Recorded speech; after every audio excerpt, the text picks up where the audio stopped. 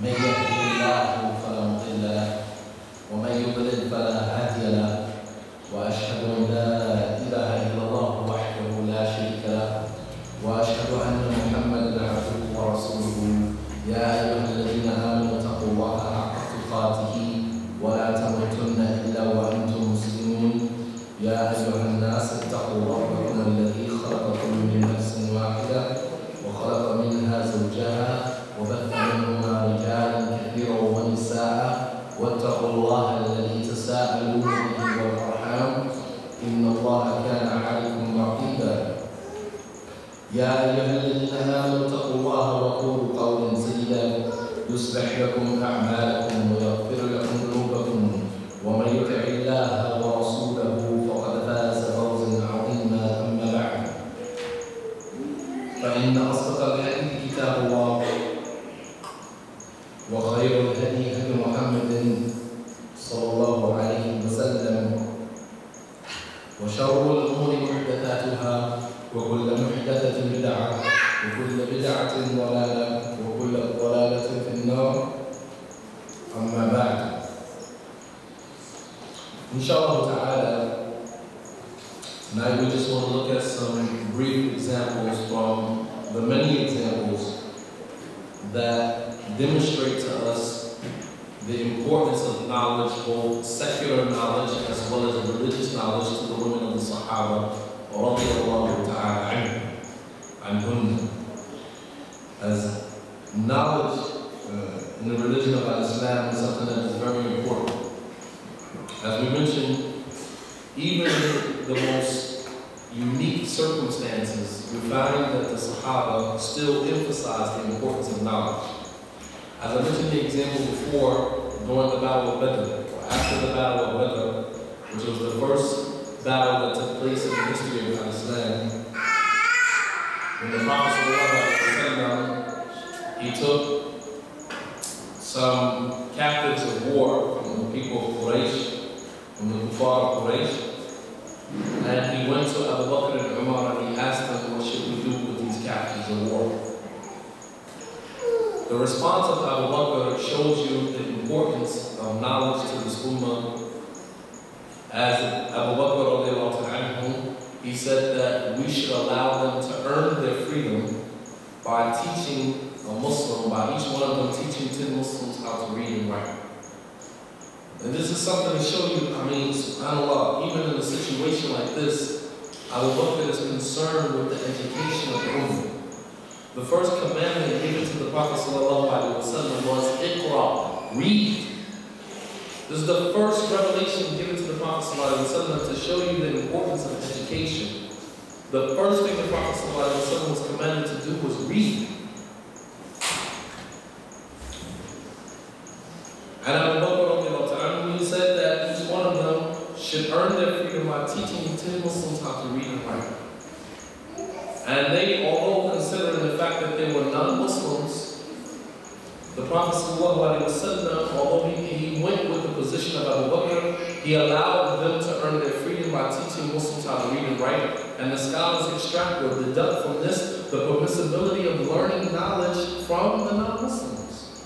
As they learn knowledge from the non-Muslims, they learn how to read and write from non-Muslims. Showing you the importance of that, the importance of knowledge. However, the Muslim women during that time, they also played a major role in educating the ummah.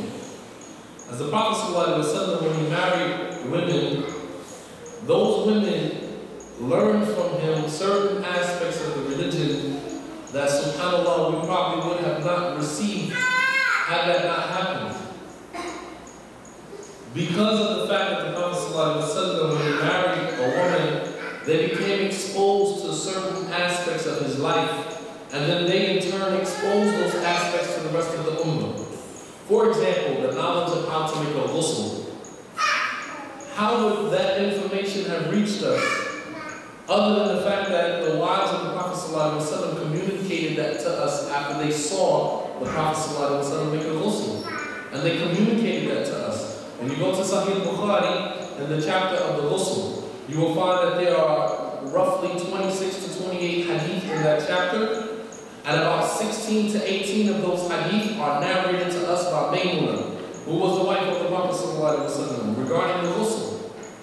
So there were certain aspects of the Prophet ﷺ's lives, of his life, that was communicated to us through his wives, through them paying attention and observing him, paying attention to him, and learning different aspects of his life, and asking questions, as we're going to see. Aisha, radiallahu ta'ala, she was very inquisitive. She used to ask him questions about so many different things. She would observe him do something, and then ask him about it, and then come back and relay that information to the ummah. Showing that when a man marries a woman, their relationship in the household is not just a relationship that is based upon sexual intimacy. It is also a relationship that is based upon implementation of the religion and communicating that information to the rest of the women in the ummah. So if brothers are marrying women and not taking advantage of the opportunity to teach and educate these women, then how do you expect knowledge about the religion to spread in the community? It's not just about marrying a woman, consummating a marriage, and just living a happy life. It's also learning the religion, practicing it in the home, and allowing the wife to benefit from that. And she communicates that information to her children, first and foremost, and then to other sisters that she comes in contact with.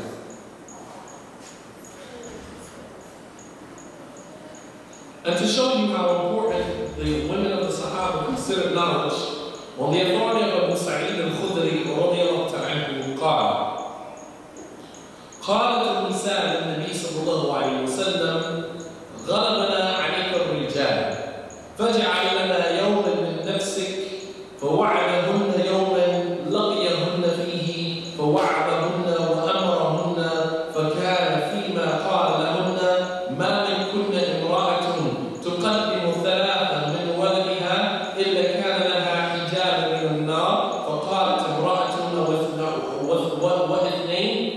واثنين فقال واثنين اثنتين. On the authority of Abu Sa'id al-Khudri radiyallahu ta'ala, the hadith is collected in Sahih Bukhari and Muslim, where some of the women, they went to the Prophet ﷺ and they said that the men have taken all of your time. The men have taken all of your time. And we don't have any time with you, or we don't have any time to benefit from you. فَجَعَلْ لَنَا يَوْمًا مِنْ نَفْسِكَ. So give us a day out of your time. Give us a day wherein you would teach us and educate us. These are a group of women who got together and thought about the fact that most of the Prophet ﷺ's time is spent with the men of the Ummah. And they wanted a day, they wanted a time from the time that the Prophet ﷺ has available, as he was also a husband, he was also a father, he also had other responsibilities that he had to tend to. However, he took out of his time and gave a particular day for the women to teach them and educate them. So he promised them a day, and in that day he would meet with them, and he would admonish them, and he would command them with good and forbid them evil. And from the things that it was remembered that he said to the women, he said, "There is none from amongst you women who gives birth to 3 children, except that those children will be those children will shield her from the hellfire. Or 3 daughters, except that those 3 daughters will shield her from the hellfire." So one of the women, she asked the Prophet ﷺ, well, what about if she only has 2 daughters? The Prophet ﷺ said, even if she has 2 daughters. So this was something that was memorized from one of the women, from what the Prophet ﷺ was teaching the women in these circles of knowledge that he had dedicated specifically to the women. So he was addressing them or advising them with things that were specific to the women. And from amongst the things that he advised them with was to show them how important the role of a woman is in Islam, that any woman who has 3 daughters, gives birth to 3 daughters, and raises them, that these 3 daughters will be a shield or protection from the hellfire. This is considering the fact that prior to the advent of Islam, the woman was looked down upon. The woman was defiled. The woman was belittled. He said, "Amwali min jahiliya, ahaduhuma yubkini wal al-akhar yudhikuni." He said, there are 2 affairs from Jahiliyyah that one of them makes me laugh when I think about it, cry when I think about it. He said, as for the one that makes me laugh, he said that during the period of Jahiliyyah, I used to have an idol made out of dates. And when I went to sleep, I would put the idol next to my head. And if I woke up in the morning, if I woke up in the morning and I was in good health and I still had all my faculties, I would eat the idol. He said, and every time I think about it, it makes me laugh because of how stupid it was. And how ignorant of Allah subhanahu wa ta'ala he was. He said, as for the thing that makes me cry, he said, I had a daughter in Jahiliyyah. He said, and I was carrying my daughter in my left hand, and she was playing with my beard, and I had a shovel in my right hand while I was digging her grave, getting ready to bury her in it, alive. He said, and every time I think about it, it makes me cry. Showing you how the woman, the position of a woman during the pre-Islamic era. And the Prophet ﷺ used this narration as a means of empowering the women and showing the importance of a woman and the role of a woman in the community, that any woman that gives birth to 3 girls, raises them and teaches them and educates them, that these 3 girls will be a shield from them entering into the hellfire. And so one of the women, and this shows you that the Prophet ﷺ had interaction with them. She stood up and she asked, well, what about if the woman only has 2 daughters? The Prophet ﷺ said she has 2 daughters. Showing you that it wasn't just didactic lecture. He wasn't just standing in front of them, just giving them a lecture. It was actually communication, interaction between the Prophet ﷺ and the women of his community. And this is something, unfortunately, today, as the women, they complain about many things in the community. But one of the things that we don't hear them complaining about is lectures specifically for the sisters. We don't hear them complaining about that. But they complain about everything else. Why can't the sisters be a part of administration? Why can't the sisters do this? Why can't sisters... How are you going to be a part of administration and you don't have any knowledge about the religion? How are you going to be a part of administration and you're not bringing anything to the table? You don't have any degree in business management, you don't have any degree in sociology, you don't have any degrees that would render you an asset to the community, but yet still you want to involve yourself in the politics of the community. It doesn't work like that. Emphasize the role of emphasize the position of education first and foremost. And then try to set up some workshops and things like that to educate the sisters in Islam. But this shows you how important the women of the Sahaba considered knowledge. That they wanted the Prophet ﷺ to give them a day wherein he would educate them specifically to the issues of their deen. Also to show you how important the women of the Sahaba considered knowledge, Aisha radiallahu anha, she made a statement about the women of the Ansar. As you have to think for a moment, when the Sahaba migrated from Mecca to Medina, the women of the Ansar, or the women that lived in Medina, they were a lot different than the women of Mecca. Very different. And an example of this is a hadith found in Sahih Bukhari, where the Prophet ﷺ boycotted his wives for 29 days. Towards the ending of that incident, Umar, he asked permission to enter upon the Prophet ﷺ. When the Prophet ﷺ finally gave Umar permission, Umar, he said to the Prophet ﷺ, Ya Rasulullah, Nahnu ahlu Makkah, Nahnu ahlu Quraysh, كنا في مكة نغلب على نسائنا ولما انتقلنا إلى المدينة وجدنا أن الأنصار يغلبهم نساؤهم فضحك النبي صلى الله عليه وسلم. The Prophet, that Umar, he said to the Prophet صلى الله عليه وسلم, we, meaning the people of Mecca, the people of Quraysh, we migrated here from Mecca. We migrated from Medina to Mecca. But when we were in Mecca, we, the people of Quraysh, the people of Mecca, we were more aggressive than our women in Mecca. He said, but when we migrated to Medina, we found the women of Medina more aggressive than their men. Showing you that the women in Medina were a lot different than the women in Mecca. A lot different. And there's some other narrations to demonstrate the differences between the two. However, my point behind this is that Aisha radiallahu anha, she praised the women of the Ansar, the women of Medina, with her statement, and this was about knowledge, about how important they considered knowledge of the religion. قالت عائشة رضي الله تعالى عنها, this narration was collected in Sahih Bukhari, نعم النساء نساء الأنصار لم يكن يمنعهن الحياء أن يتفقهن في الدين. Aisha رضي الله تعالى عنها, she said, the most virtuous women are the women of the Ansar. Getting an understanding of or shyness or modesty does not stop them from getting an understanding of their religion. And she made this statement in reference to Sulaim, who went to the Prophet ﷺ, who was the mother of Anas ibn Malik. She went to the Prophet ﷺ and she said to him, إذا احتلمت المرأة في منامها هل تغتسل?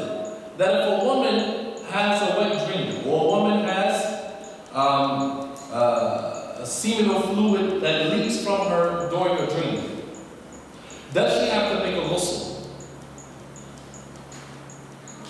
Salama, who was standing next to the Prophet ﷺ, she took her overgarment and she covered her face with her overgarment out of shyness and modesty. And she said, does a woman have a wet dream? But she was mustaghrab, she was amazed that a woman would have that much audacity to walk up to a man and ask him something like that. However, with Sulaim, it was no modesty when it came to seeking knowledge. It was something that was related to her religion, and she wanted to know about it, by all means. And when she walked up to the Prophet ﷺ, she said, Inna Allah la yastahi min al-haq. She said, indeed, Allah is not too shy to say the truth. Meaning, when I ask you this question, I don't want you to be too shy not to tell me the truth. And she asked him that if a woman has a seminal discharge while she's in a dream, does she have to make a ghusl? The Prophet ﷺ said, إِذَا رَأَتِ الْمَاءِ, yes, if she sees the traces of the seminal discharge. If she sees the seminal traces of the seminal discharge, then yes, she should make a ghusl. Salama, she covered her face with the sleeve of her garment and said, does a woman have a seminal discharge on a dream? She was amazed to even hear that type of question.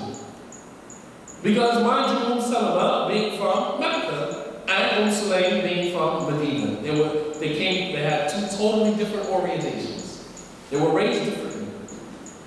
And whereas one considered that to be an embarrassment and something that you just don't ask a man, the other one really didn't care, and what was important to her was having knowledge of her religion. And in another narration, a woman, she walked up to the Prophet ﷺ and she asked him, how does a woman clean herself after she gets off her menses? So the Prophet ﷺ directed her to make a ghusl and to take a cloth or what we would consider now a cotton, what do you call them, the cotton balls, and to dip the cotton ball in a type of perfume and to dab around the area where the menses come from, meaning the private area. So she asked the Prophet ﷺ, could you describe to me how to dab the perfume on my private area? The Prophet ﷺ threw his hands in his hair and said, SubhanAllah, walk away. And Aisha, radiallahu ta'ala, she grabbed the woman by the hand and pulled her to the side and explained to her how to do that. And it's possible she could have been a Muslim and really didn't know. However, my point behind that is number one, the Prophet ﷺ, she had no modesty when it came to asking about her religion. Number two, the Prophet ﷺ was a little bit too shy to respond to that. What is he going to describe to her? How to perfume her private area? Showing you that modesty and shyness is not just a quality that is restricted to the women. Men, we should also have a level of modesty and shyness with us. As the Prophet ﷺ said, إِنَّ الْحَيَاءَ لَا يَأْتِي إِلَّا بِخَيْرٍ. That modesty and shyness does not come except with good. It is a good quality. It is a good characteristic for an individual to have, both men and women. And number three, which is the most important part, when the Prophet ﷺ threw his hands up and walked away, embarrassed, Aisha grabbed her by the arm and pulled her to the side and explained to her how to do this. And this is something that is important for the sisters in our communities, is that sometimes a non-Muslim woman may come into Islam and she might be Nakia, she might be intelligent, and she might ask the question that many of the sisters who've been in the community for a while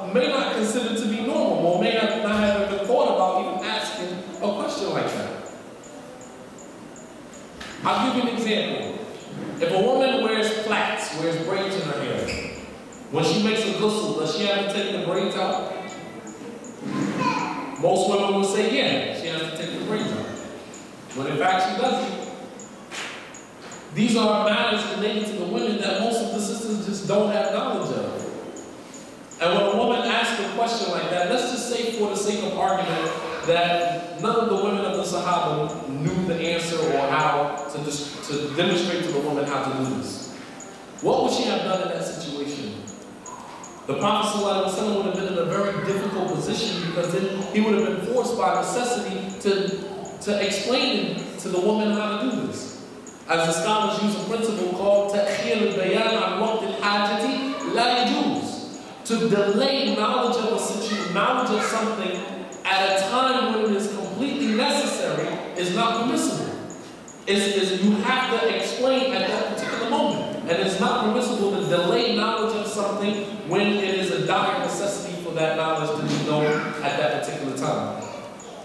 So when that happened, there was a benefit for the ummah that at least someone, Aisha, she stepped up to the plate and pulled the woman to the side and explained to her how to do that and how to perfume herself afterwards. Because as many of the women are aware, the blood of menses, it has a smell, it has a foul odor to it. And it would be from the sunnah of the Prophet ﷺ that the woman should, after making the ghusl, should perfume the area. As today, when they have things called dush, where the woman can wash herself, has salt water and things like that in it, where the woman can wash herself and to remove the smell and things like that. And other products that women are probably more aware of than I am, that can remove any leftover residue or smell or anything like that after the minutes. However, Aisha, by pulling the woman to the side and teaching her how to do this, it eliminated the Prophet ﷺ, it alleviated the Prophet ﷺ from having to do that. Now let's look at some of the examples of the women of the Sahaba, namely Aisha, who was probably the most knowledgeable of the Sahaba, although she was probably the youngest of many of the women of the Sahaba during that time.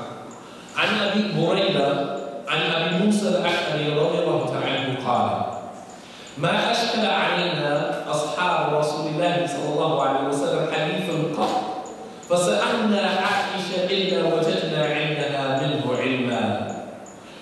Collected in the Jami' of Imam Tirmidhi on the authority of Abu Musa al-Ash'ari radiallahu ta'ala. He said, we, the companions of the Messenger of Allah sallallahu alayhi wa sallam, we never came across a hadith that was problematic for us to understand, except that we asked Aisha about the hadith and we found that she had some knowledge about it. We found that she had some knowledge about it. We, the companions of Prophet Muhammad sallallahu alayhi wa sallam, never found a hadith that was problematic for us to understand, except that we went to Aisha and asked her about the hadith, except that we found that she had some knowledge about it. SubhanAllah. And this was as it relates to the religious knowledge. As many of the women may think that being knowledgeable of the religion is the only type of knowledge that we need. But that's not the truth. We also are in need of secular knowledge as well. And we're going to see from this narration here that Aisha radiallahu ta'ala, not only did she have knowledge of the religion, but she also had secular knowledge as well. This is to dispel many of the myths that many of the brothers as well as the sisters have, that the only knowledge that is required from you as a Muslimah is to have knowledge of religion. And many of the sisters lack that. How many books, if you look at yourself, sisters, how many books have you completed? Period. How many books have you completed?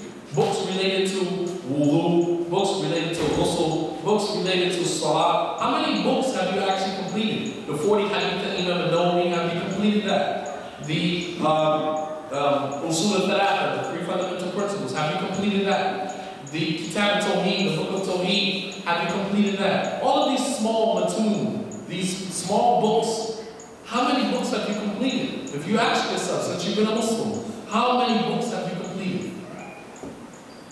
The books related to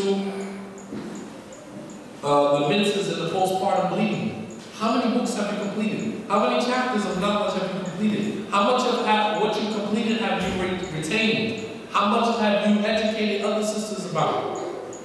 There should be study circles amongst the sisters, book circles, where maybe the sisters, I know in some massages, the sisters, they get together, they choose a particular book, everyone buys the book and goes back and reads the book, and then they come back at a later date and sit down and discuss what they benefited from the book. And in this manner, you get a chance to complete books at a time. And this is something that is very important. As well as the sisters, requesting from the imam of the community to make a day specifically where you can cover some issues in the religion, specifically related to the sisters' issues.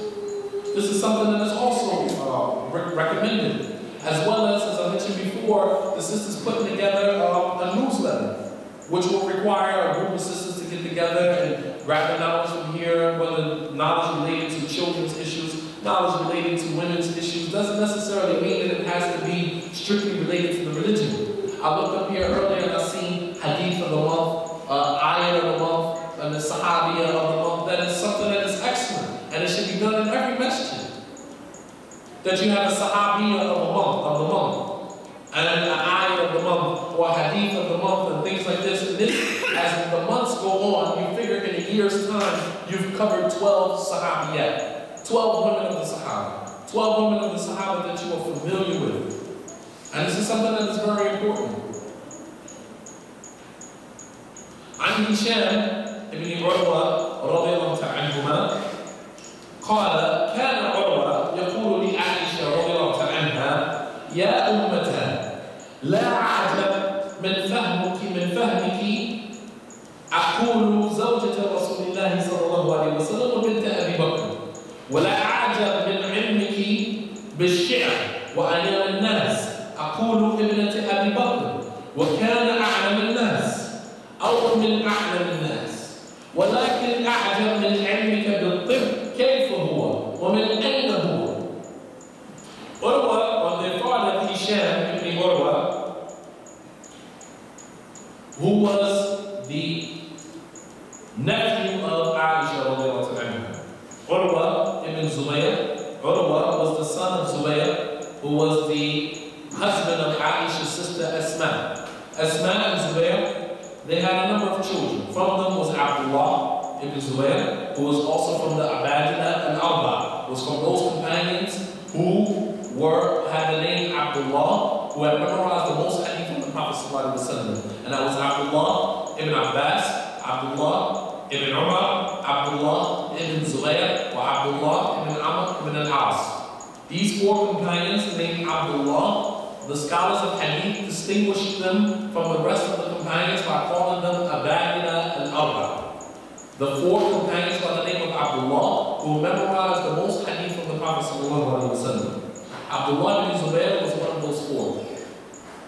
Abdullah ibn Zubayr, he also had a brother by the name of Urwa, who was one of the students of Aisha radiallahu anha, and one of the major students of Aisha because he was her nephew and he was able to take knowledge from her directly because he was a mahram for her.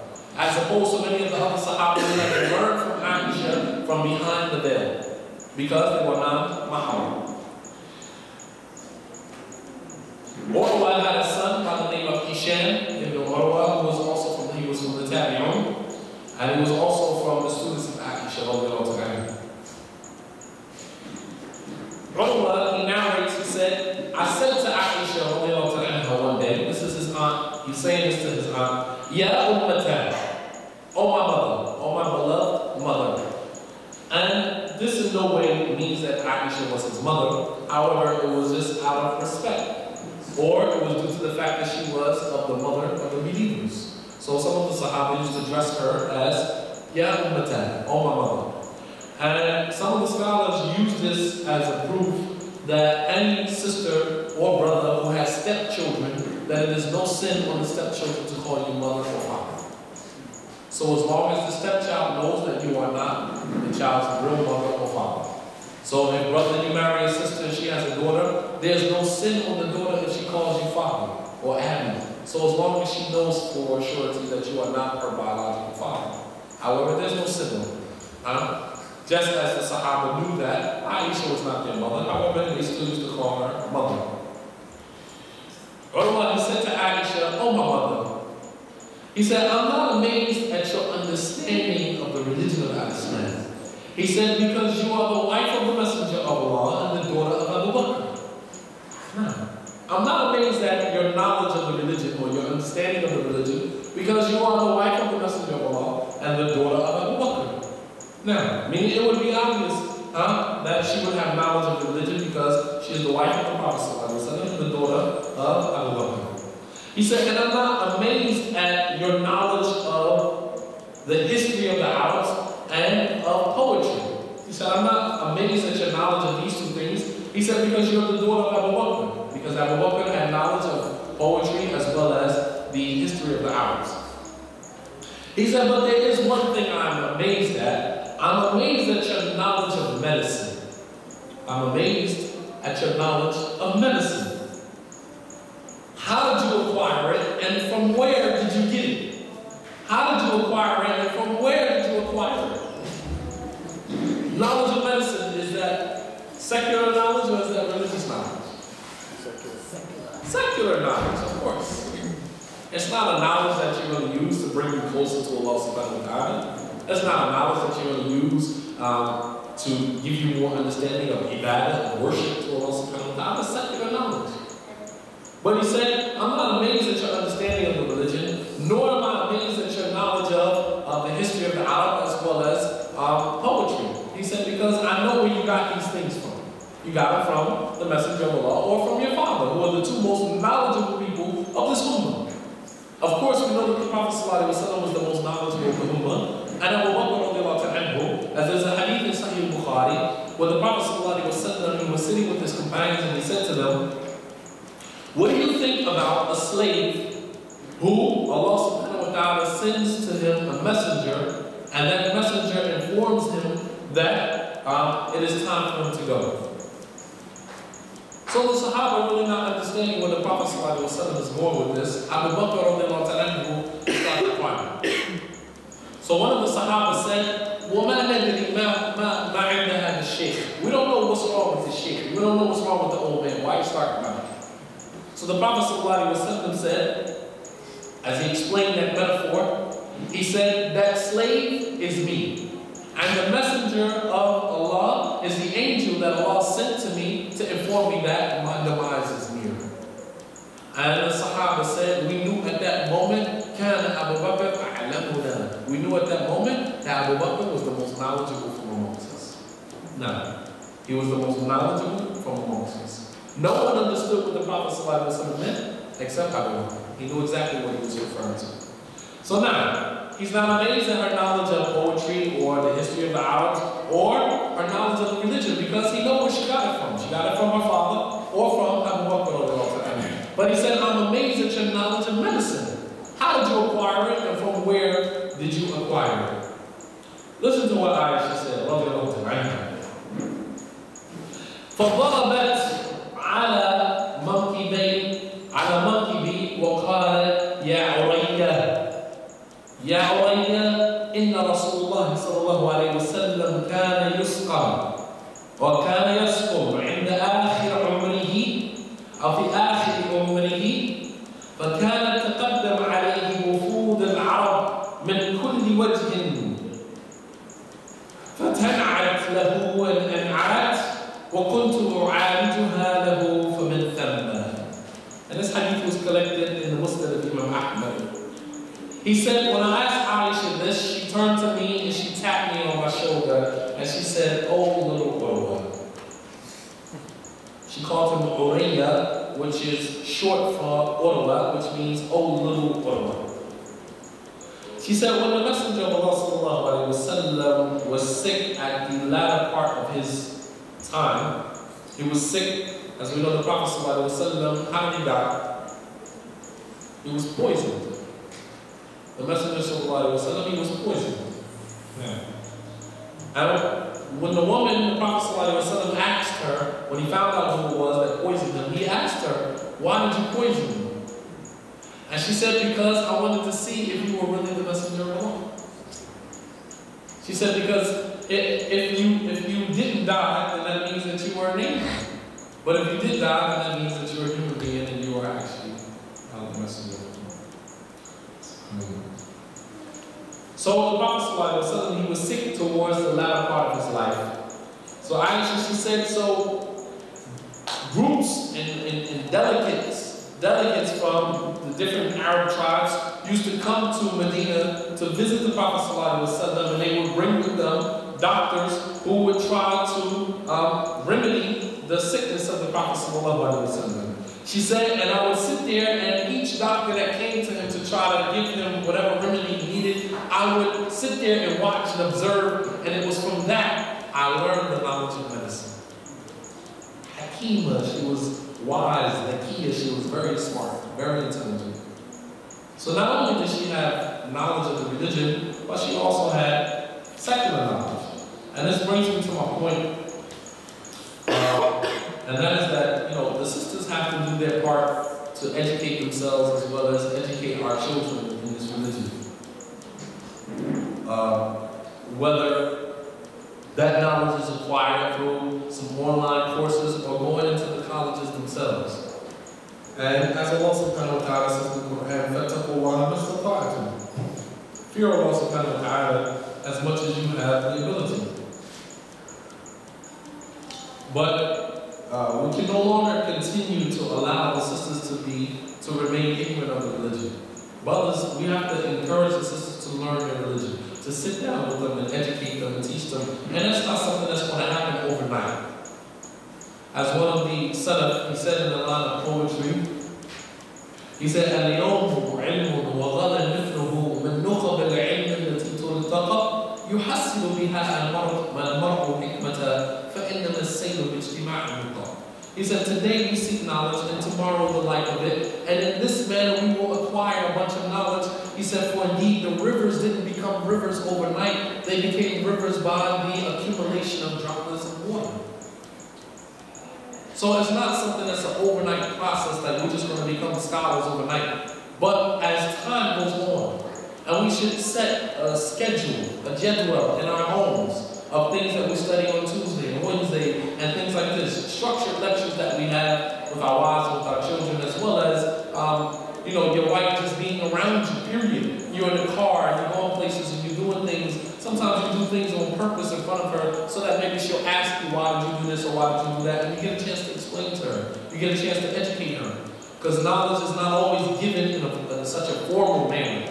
There are some brothers who marry, as I know myself, sometimes you marry a sister and you think, okay, all right, sister, we're going to have lectures every day. We're going to sit down and learn.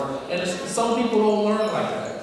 Some people don't learn, they're not receptive to knowledge when it's disseminated like that. So you have to find your niche with your wife and with your children, especially children. Children learn, as I'll give you a hint, brothers and sisters, if you didn't already know, many of the sisters, as well as the children, they learn through stories. They learn through stories. And a good start would be, of course, the stories of the prophets and messengers. Reading that to our children. And you don't have to read it exactly the way Ibn Kathir puts it in the book. And you can take it and animate it in your own way. Animate it, read the story, understand the story, and then you regurgitate that to your children in a child-friendly manner. You're not going to read and say, and the law says it. Children don't understand like that. They don't learn like that. Even with our wives, sometimes you may want to admonish your wife about something. This is something for the younger brothers. Because a lot of the younger brothers, they don't understand, as they don't have a lot of women's savvy. Alright? And what I mean by that, and that's not to belittle anyone, because at a point in time in my life, I was in that category also. I'll give you an example. You find your wife doing something, and you say, sister, you need to fear Allah, because Allah says in the Quran, such and such and such and such. And you think when you do that, she's supposed to say, okay. And it doesn't work like that. She might even reply to you with a statement that you might consider to be disrespect to the book of Allah. She might say, but, or I see it, or the way I feel, I know that's the ayah, but, and you might say, A'udhu billah, I quoted the ayah to you and you tell me, but you was the one that brought that response out of her because of the way that you gave it to her. People don't learn, especially women and children, most of the time they don't learn the Quran and the Sunnah in that way. When you look at the Prophet ﷺ and all of the incidents with his wives, you never see him quote an ayah or hadith or correcting his children or his wives like that. didn't do it like that. Even, I'll give you one example. When the Prophet ﷺ married Salama, she had a number of children. So the Prophet ﷺ was also a stepfather to children that was not actually his children. They belonged to the wives that he married, and he took care of them also. It was a package deal. So this particular narration, which is also in Sahih Bukhari, the Prophet ﷺ was sitting down at the table with Amr ibn Salama. And his hand was all over the plate. He's eating from all over the plate. The Prophet ﷺ said, "Fear Allah, young man. Allah subhanahu wa ta'ala says in the Quran, XYZ. How did he correct him? What did he say? He said, Ya ghulam, samillah, kul bil yamin, wa kul ma yamik. He said, oh young boy, say Bismillah, eat with your right hand, and eat what is close to you. Did he quote an ayah or a hadith? No. Did he say, young boy, that's not from the minhaj of the Salaf? That's not the way you correct somebody. We're talking about your wife and your children in the home, brothers. We're not talking about you and the master giving a lecture. You're at home with your wife and your children. And that's not the way that you correct them. You just tell them don't do it or don't do it or why they should do it or what they... But to quote an ayah, it's not necessary. It's not necessary. If your wife respects you as the man in the home, you don't have to quote an ayah or hadith. But some of the brothers quote an ayah or hadith because you just want to lay a woman down, just lay her on her back, just finish her off. You can't say nothing else. I just quoted you, and you end up utilizing the Quran and the Sunnah as ammunition to shut your wife down, to shut her up. I quoted the ayah to you, be quiet. Take that. And it doesn't work like that. Even the Prophet ﷺ with the hadith with Anas ibn Malik, who was also another young boy who the Prophet ﷺ practically raised him in his home. Anas he said, خدمت رسول الله صلى الله عليه وسلم 10 سنين ولم يكن لي لشيء فعلته لما فعلته ولا لشيء لم أفعله لما لم تفعله. He said, I serviced the Prophet ﷺ for 10 years, and he never once said to me for something that I did, why did you do that? Or for something that I didn't do, why didn't you do that? We do that all day, every day. We come home and we say, why don't you clean the bathroom? We don't say, well, honey, I noticed that the bathroom isn't clean. Do you need me to help you? No, that would be a better approach. But we don't follow, and then we'll say we're on the minhaj of the Salaf. That's the funny part about it. We don't understand the minhaj. And I wish we would stop saying that. We say we're on the minhaj of the Salaf. But then we'll go home and we'll say, why you didn't clean the kitchen? Why you didn't do the dishes? Why aren't the children in the bed? And I'm just as guilty of it too, brothers. I'm just as guilty as many of you are. Just as guilty. Because I do the same thing. Not being conscious of the fact that if you would just take some time out and think about the Sunnah and all of these examples that we're mentioning before we open our mouths, then we could probably put ourselves on the minhaj of the Salaf. But he said, and just imagine a 10-year period. A 10-year period. And Anas wasn't his child. That wasn't his son. You would think that a man would have at least that type of action with his own children. Anas wasn't his son. But he was teaching Anas a minhaj. He was teaching him how to interact with people, young people. The Prophet ﷺ in another narration, he sent Anas to run an errand for him. Anas, as he narrates the story, he said, that I went to go run an errand for the Prophet ﷺ. He said, but in my mind, I said verbally, I didn't want to go. He said, but in my mind, I wanted to go. So I went. And it just shows you this is a child. You might send your child to the store and he might say, oh man, and walk away, you know. And as he said, I said out loud to myself, I didn't want to go. But in my mind, I wanted to go because it was the messenger of Allah. Because he was a kid, he wanted to go play with his friends. He said, so on my way, He said, I noticed some of the younger kids playing in the marketplace, running and playing in the marketplace. He said, so I stopped to go over to them and play with them. He said, and in a split moment, I felt a hand on the back of my neck. He said, when I looked up and turned around, there was the messenger of Allah sallallahu alaihi wasallam smiling at me. And he said, yeah, Nace, he called him, oh little Ennis. Oh little Ennis, did you go and run the errand like I asked you to? He didn't hold an eye and say, I'm the messenger of Allah. Allah said, obey me. That's not how children learn. They don't learn in that manner. And you'll find that many of the women, in the same instance, they don't learn like that. And most of the time, you don't have to quote an ayah or hadith if she respects you. As a man in a home, all you have to do is just say, don't do it. Or would it be in your best interest to do that? Or find another way to structure it. And these are the things that we need to work on ourselves as brothers, as well as sisters, and that is work on the way that we say things to one another. Because most of our problems come from or stem from not so much what you say, but how you say it. And when you look at the Prophet ﷺ with his companions and with his wives and with his children, he found the best and the sweetest way to say things. The sweetest way to say things. And it never made anybody take offense to it. No one ever took offense to it. And no one ever rebutted or replied with something that was inappropriate. He always got the best response out of the people he was addressing. Why? Because of the way that he said it. As Allah subhanahu wa ta'ala says in the Quran, قُلْ لِعِبَادِي يَقُولُ الَّتِي هِيَ أَحْسَنُ فَإِنَّ الشَّيْطَانَ يَنزَغُ بَيْنَهُمْ إِنَّ الشَّيْطَانَ يَنزَغُ بَيْنَهُمْ. Say to my slaves that they should choose the best words to say to one another, for indeed the shaitan sows discord between them. Through what you say, not so much through how you say it, not so much what you say, how you say it. And these are some of the reminders that I wanted to present to myself as well as the brothers and sisters, for the sisters to start taking education a little more important.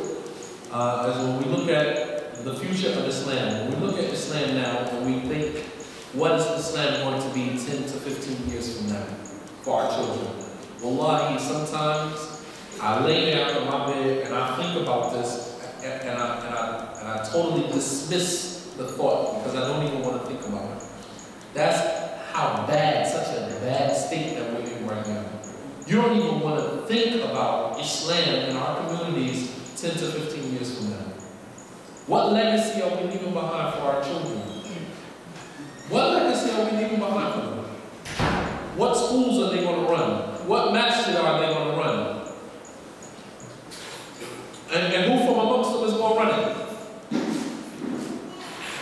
Many of our children, look at the Muslim children at 15, 16, 17 years old. They got boyfriends. The girls, they got boyfriends. They have no modesty. The boys, they want to be rappers and singers and wearing all types of funny haircuts and hairstyles and wearing jewelry and all types of stuff. No respect for their parents. This is the future generation. When you look at the Sahaba and the youth of the Sahaba, look at who these individuals became. Abdullah bin Abbas, Abdullah bin Umar, Fatima, look at what these, they were children at the beginning time of Islam. When Islam first emerged, they were children. And with the limited resources that the Sahaba had, they still managed to instill within their children a love for education, and a desire to see the Islamic Ummah raised to the next level. These individuals became leaders. Look at Muawiyah, Ibn Abi Sufyan. Individual became a leader. One of the wisest leaders that this Ummah has ever seen. And he was a child. He accepted Islam even before his father, Abu Sufyan. And he was a kid.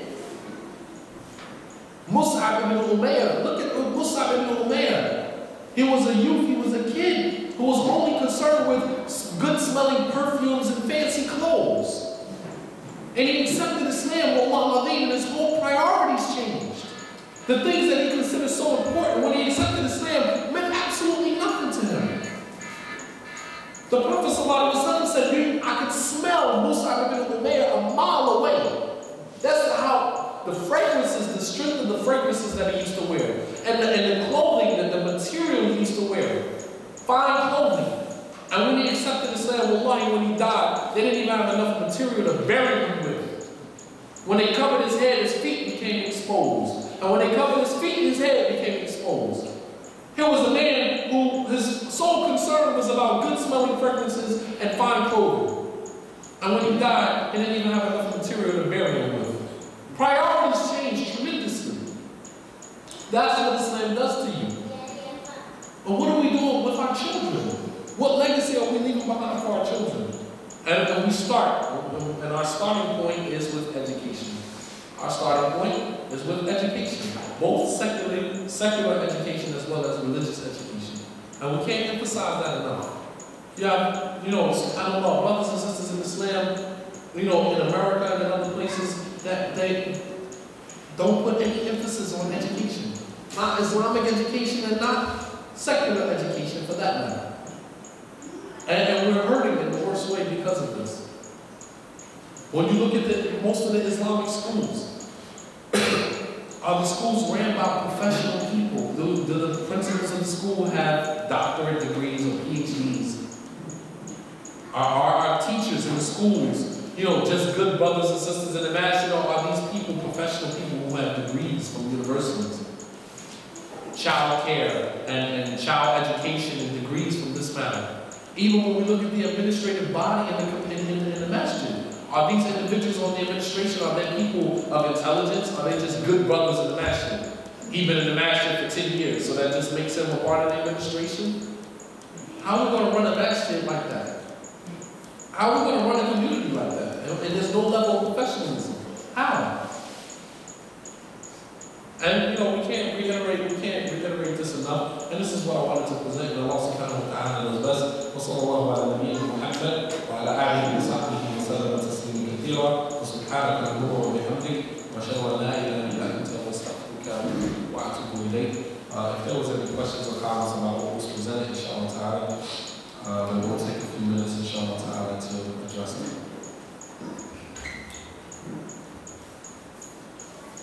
Nothing.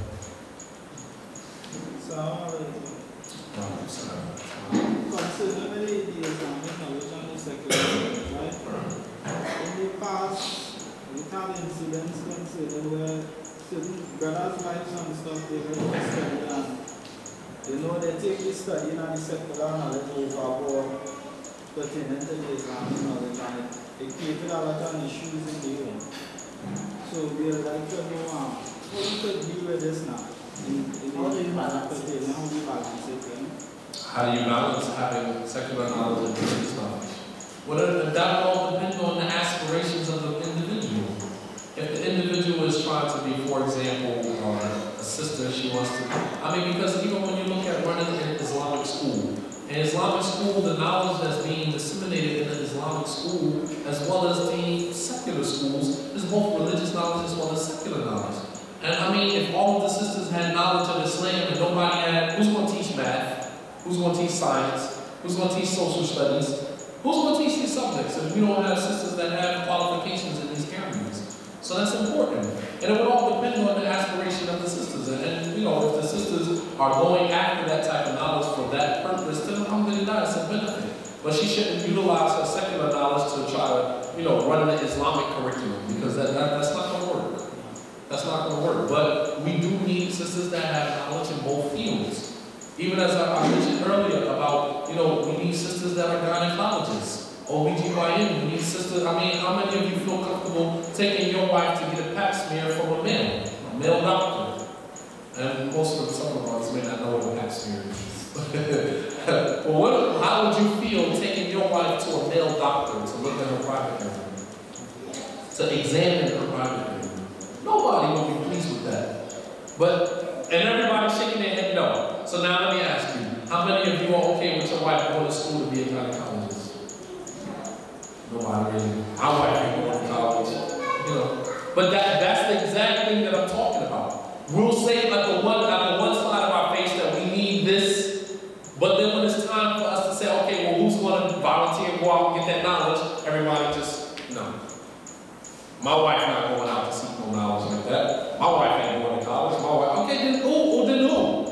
And then when the sister, the funny thing about it is, then when the sisters do go out to get the knowledge, you have the, the super religious sisters that sit back and blame them and criticize them for going out and getting the knowledge. This is the thing that I don't understand. You'll say, my wife is not Salafi because she go to college, yet and still, when you're looking for a gynecologist, you're looking for my wife. This is the funny thing. I really don't know. It's like a double-edged sword. It's like you dag if you do and you dag if you don't. I really don't understand. We'll blame somebody, we'll blame the sisters that go to college and go and get a degree in a certain type of field, but then when we're looking for knowledge of that, we're looking for that sister. But the whole while she was in college and studying and stuff, everybody has so much criticism, telling some brothers and go to other brothers saying, why are you letting your wife go to college? But then when she graduates with that degree and she opens up her own practice, now you want to send your children to her because she's a pediatrician. But yet and still, when she was in college, you was encouraging the brother to pull her out of college. Intermingling is hard, this is hard. We intermingle at the grocery store. You want to talk about intermingling? We're Muslim minorities living in the land of the kuffar, where they are the majority. It's almost impossible to escape. We act like Islam is intolerant of living in a community where they're surrounded by non-Muslims. Everybody talking about going overseas and making hijrah and doing this and doing that. And wallah al-Azim, you will find that in some of these countries, Western countries, we probably have more freedom and more liberty here than we would have in a Muslim country. I'm going to be honest with you, because some of you have probably never lived in a Muslim country. It's not as sweet as you think it is. And then sometimes you live over there and you're only allowed to live over there for a particular period of time. They give you a visa, a 10-year visa, a 5-year visa. Once this visa's over, you have to go back to your country of origin. What hijrah is that? When you go there for 5 years, that's hijrah? That's not hijrah. That's a temporary dwelling place in the land of Muslims. But these are the things that we're talking about. I mean, we're Muslim minorities living in the land of the kuffar. And don't sit here and make it seem like everybody has to make hijrah and everybody. Okay, then who's going to stand here and call my mother and my father and my relatives to Islam?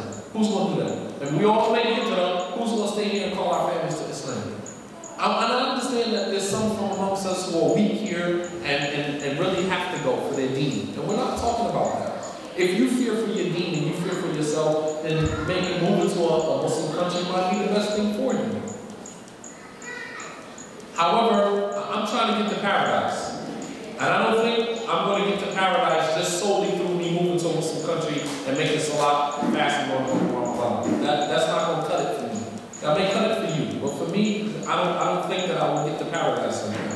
It has to be a little bit more for me in order for me to get to paradise. I'm going to have to take a lot of beat downs, I'm going to have to get beat up, and I may lose some things in the process of that. However, that's just me as an individual. Someone else might not want to go out like that. My point behind that is that it's almost impossible here to go without intermingling. And we think that we're going to create an Islamic society within a society, and that's not realistic. Islam has survived in some of the most crucial environments. Look at Mecca. The Muslims were minorities living in the land of Mecca. They bought and did business with the non-Muslims. They bought, buy, and traded and sell their merchandise, and they did business with the non-Muslims. Alright? Then Islam migrated from Mecca to Ethiopia, where there were still Muslim minorities living in the land of kuffar. Go back and read the history of Islam and see how Islam was able to coexist in a society where the Muslims were minorities. Don't sit here and make it seem like Islam can't coexist. It can coexist. Even when they migrated to Medina, Islam was still small until it began to spread. Then when Islam moved to other places like Egypt and Syria and other places, Iraq, when Umar began to open these places up, Muslims were still the minority until Islam began to spread.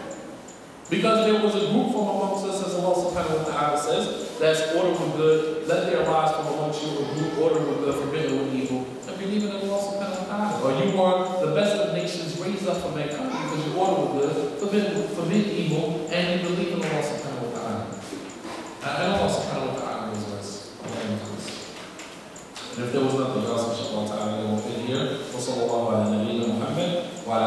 وصحبه وسلم تسليما كثيرا.